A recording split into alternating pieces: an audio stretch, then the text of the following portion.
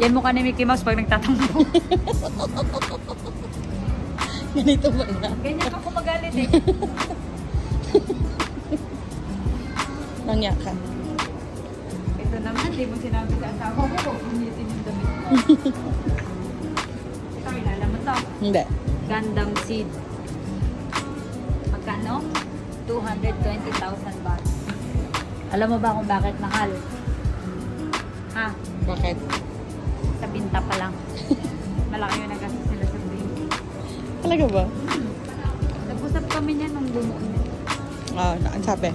Sabi niya, ano lang naman yun siya eh, made sa cartoon. Pero bumili sila ng pinta na hindi na e-erase. Kaya, ayun. Mali.